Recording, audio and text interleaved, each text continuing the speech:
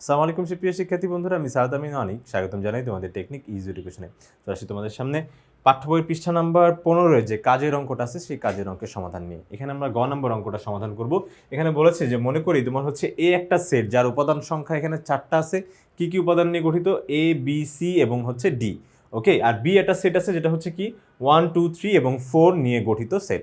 এখানে বলছে এ cross B এর একটি উপসেট যদি এফ হয়, এ ক্রস বি কে যদি আমরা করি তাহলে সেক্ষেত্রে একটা উপসেট পাবো, যেই উপসেটটা হবে হচ্ছে কি বলতে এফটা। ঠিক আছে, আমি নাম দেব হচ্ছে এফ।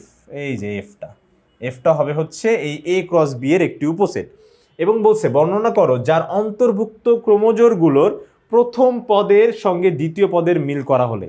প্রথম পদের সাথে দ্বিতীয় পদের যদি এরকম করে মিল করা হয় তাহলে সেই ক্ষেত্রে এ ও বি এর একটি একটি তোমার হচ্ছে এক এক মিল স্থাপিত হবে, যেখানে এ টেন্ডস টু 3।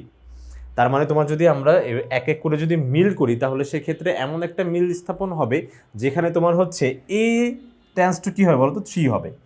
মানে এক এক করে মিল করব, আবার এর মানটা কিন্তু 3 রাখবো অবশ্যই। ঠিক আছে, তাহলে সেই ক্ষেত্রে আমরা কোয়েশ্চেনটা পড়ে ফেলা। এখন চলে যাবো সমাধানে।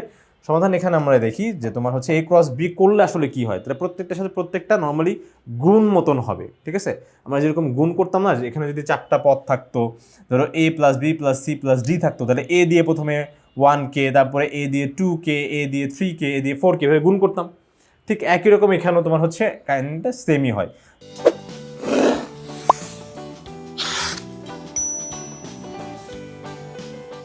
যে তোমার হচ্ছে এর সাথে এই দেখো এর সাথে 1 কি হয় A1, আবার কি হতে পারে a ইজ ইকুয়ালস টু 2 হতে পারে, তাহলে a,2 এর সাথে হতে পারে কি 3, তাহলে a,3 আবার হচ্ছে তোমার a সমান সমান কি হতে পারে 4।